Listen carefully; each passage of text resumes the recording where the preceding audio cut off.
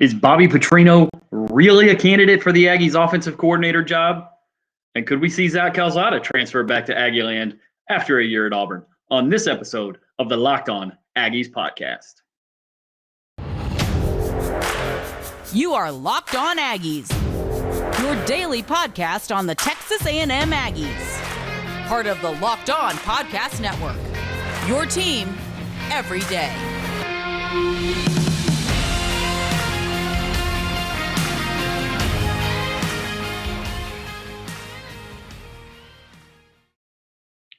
What's up, everybody? Welcome back to the Locked On Aggies podcast, part of the Locked On Podcast Network, your team every day. I'm your host.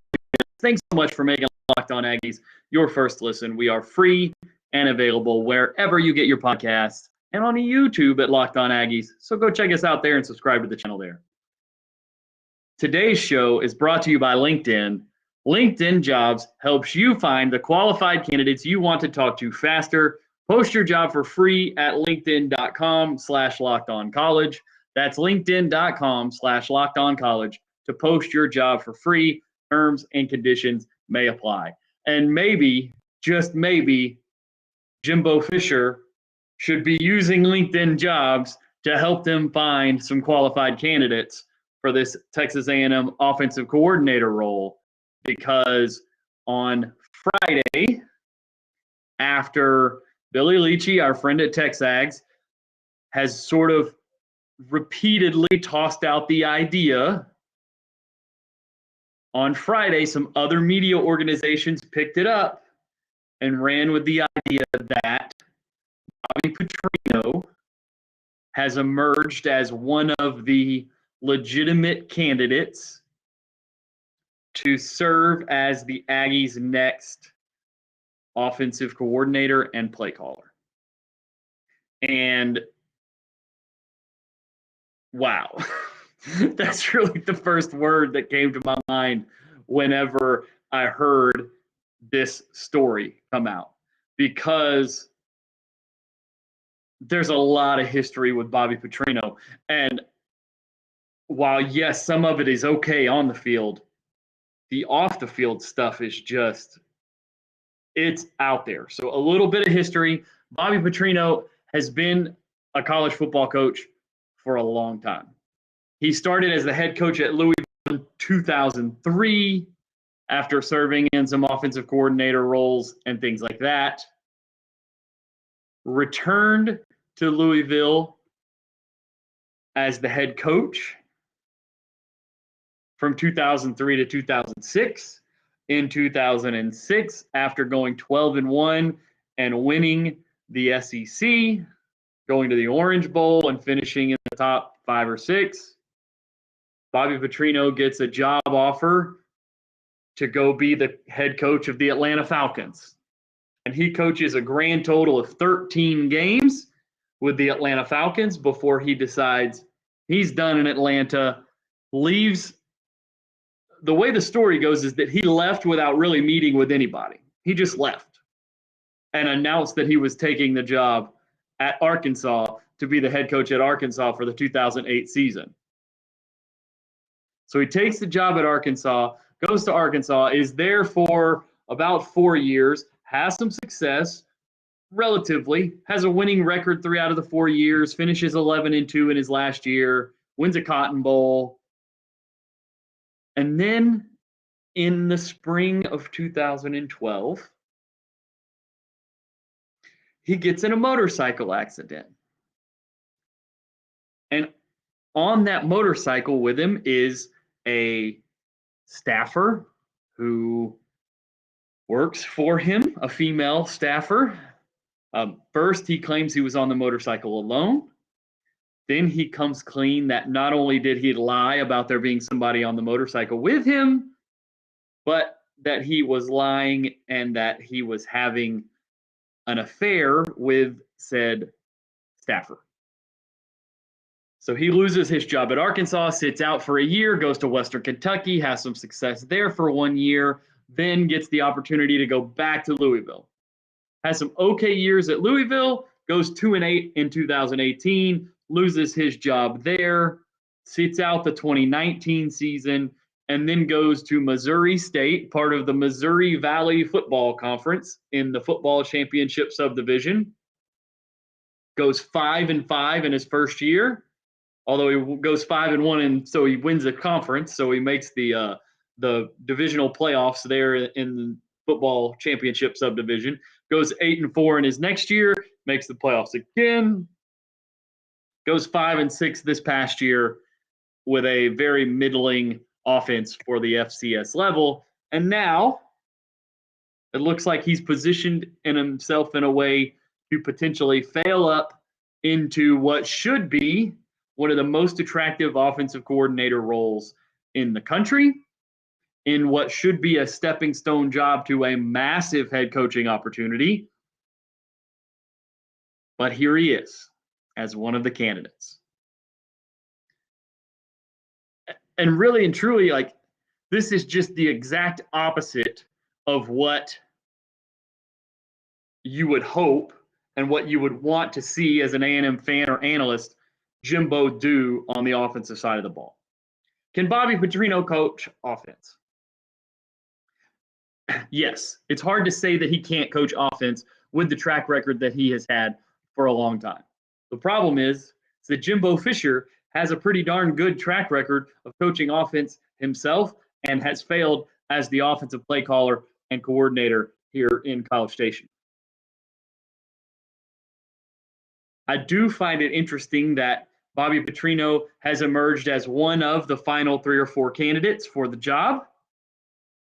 Those not among that list of the final 3 or 4 are Phil Longo, obviously, who took the job at Wisconsin, Dan Mullen, who basically told schools, I'm not really interested in coaching in 2023. I'm going to stay in TV. And apparently Garrett Riley, who essentially is trying to wait and see about the UNT, University of North Texas head coaching job, which seems intriguing to him, while he is preparing for the college football playoff, and really is just not really that set to be ready to make up his mind about what he's going to do until after the college football playoff, which doesn't really align with A&M's desired timeline for this hire. Although we are now 2.5, 3 full weeks past the end of the season for the Aggies. So whatever accelerated timeline that they had going into this search, I'm not sure it matters all that much at this point. But it's interesting to me that Petrino is the only name, the only candidate name that we have heard floated yet. That's the only name that's out. It seems interesting that guy, the guy who doesn't coach at the same level right now, the guy who probably isn't the big hot name for the job, is the one that has surfaced, is the one that Billy at Texags has sort of felt comfortable with releasing that name. It's just interesting. It's intriguing to me to think about the why behind these things as they go down. And I think there's a chance that he's not their primary candidate, but they're trying to keep the names of those primary candidates a little bit under wraps so that if they go that direction, they have the ability to, or if they go with their primary direction, they don't have as much competition, hopefully, for that guy. They don't create competition artificially for that guy before they decide they want to hire him, and now all of a sudden they wind up in a battle with another school. Now, you could talk about what schools could offer the same opportunity as A&M in terms of conference, in terms of talent on the offensive side of the ball, in terms of notoriety and exposure. Not very many places are going to be able to do for an offensive coordinator what A&M can, and really not very many places who are actively looking for offensive coordinators will be able to do that for sure. So you like to think it's a pretty good opportunity. A lot of it depends on the conversations going on behind the scenes about the responsibilities of that guy. I'm sure there are lots of candidates. They seem like they have it narrowed down to 3.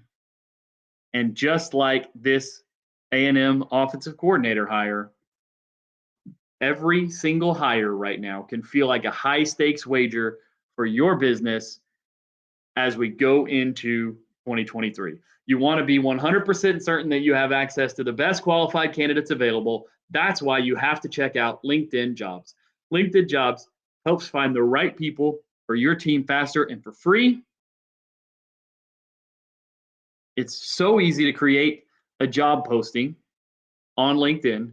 You just go to linkedin.com/lockedoncollege and create your free job post there at LinkedIn Jobs.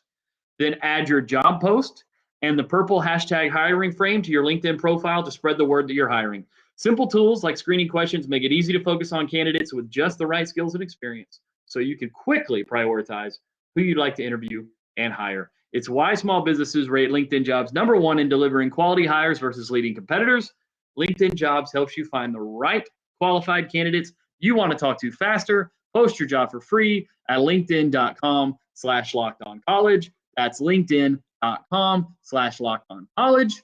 Post your job for free today. Terms and conditions will certainly apply. In addition to the offensive coordinator search, and one of the reasons why I know fans at least feel a sense of urgency, a strong sense of urgency for the offensive coordinator hire is transfer portal season. And one name that I wanted to float the idea of the potential for bringing back Zach Calzada to Texas A&M. And the reason why is because, with Haynes King transferring out, A&M does not currently have, and also Eli Stowers also transferred out. So A&M does not currently have a third quarterback in their program. They don't have a 2023 high school quarterback. And most of these guys who enter the transfer portal are going to be entering the transfer portal looking for the opportunity to play. And A&M sitting there with an established now true freshman starting quarterback that anybody who's going to transfer to A&M is going to know, not only am I not going to start, but I'm going to be in a competition with Max Johnson, who has started 20-some games in the SEC, plus been in the A&M offensive room with the coaching staff with Jimbo Fisher for a whole year. I'm going to be behind the eight ball a little bit. But maybe Zach Calzada won't feel that way.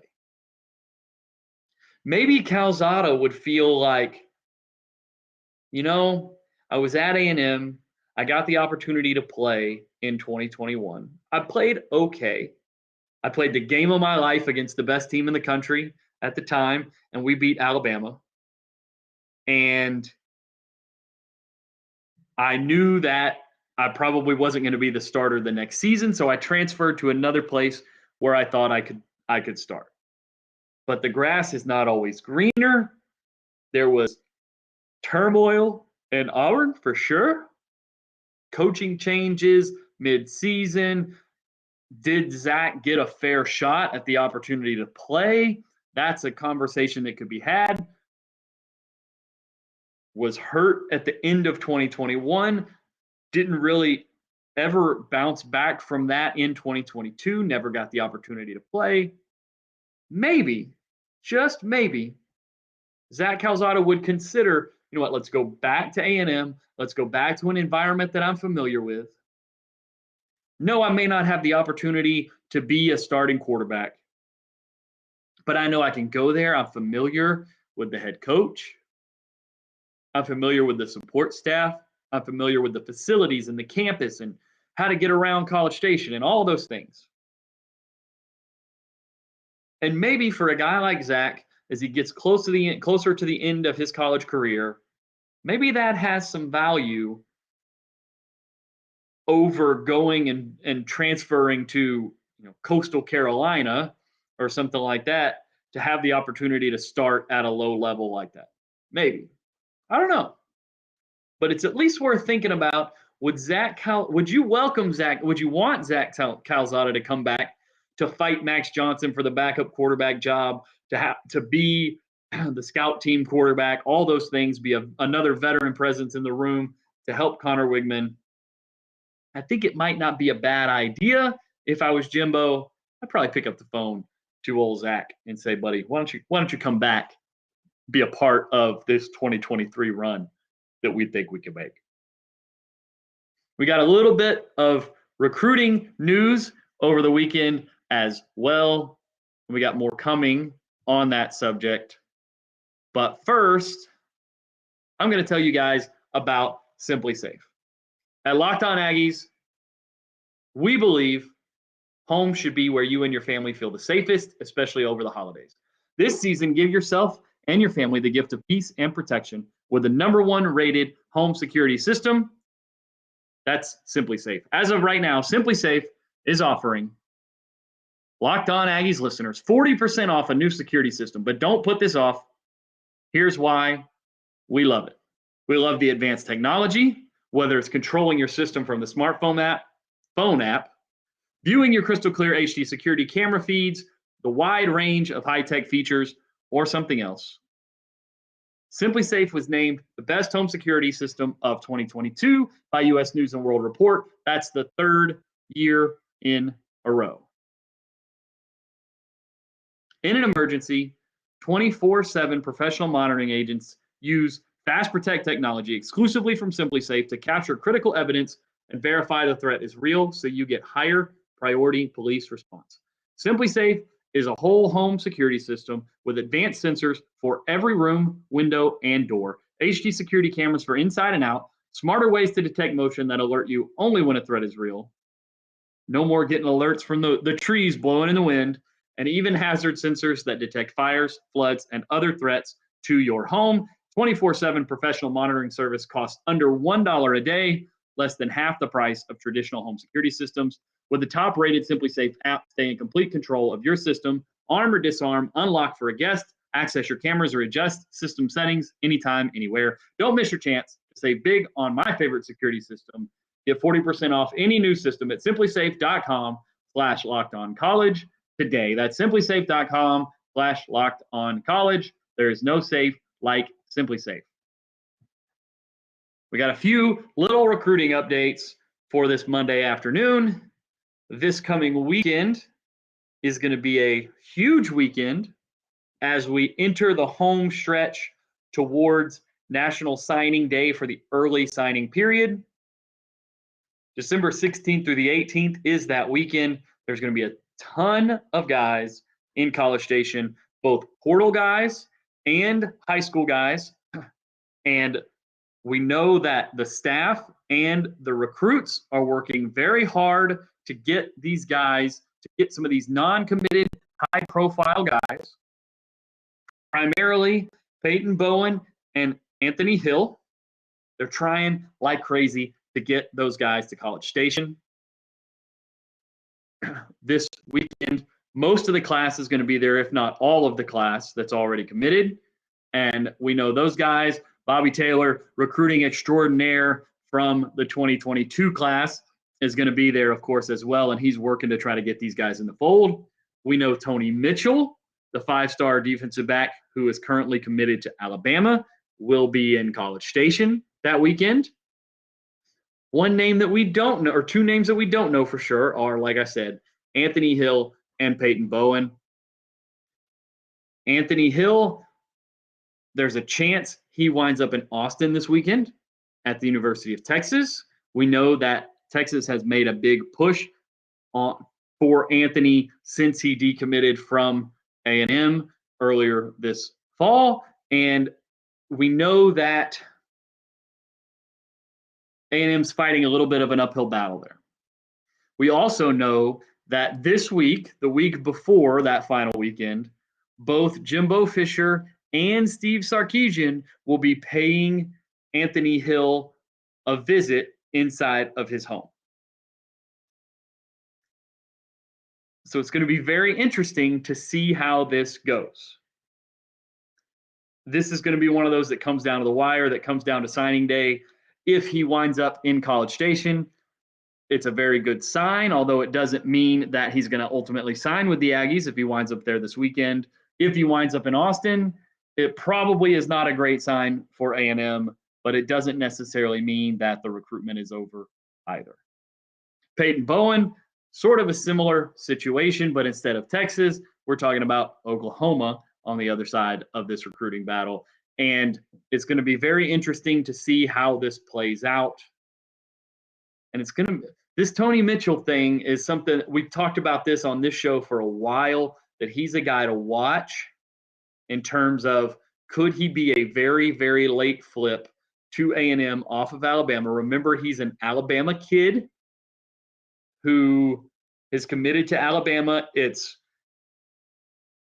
If he's going to do that, it's going to be late. He's going to make a flip late, because imagine living in Alabama, being committed to Alabama, and now all of a sudden you're going to flip your commitment, and you're going to have to live around or with those folks who, a large majority of which are going to be Crimson Tide fans, and you have to explain your decision to them over and over and over until you move to College Station.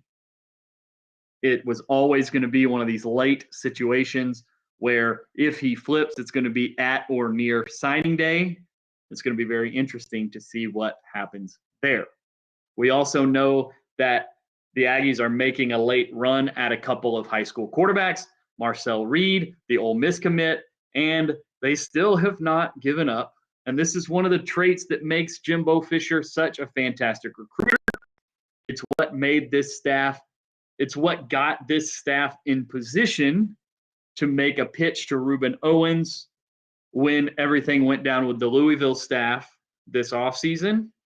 They do not give up until the fight is over. They're still working, talking to, communicating with Austin Novosad, the Dripping Springs quarterback, who's an A&M legacy and who was heavily courted by A&M and a few other schools over the summer, especially and into the early fall, before he reaffirmed his commitment to Baylor from earlier in the process.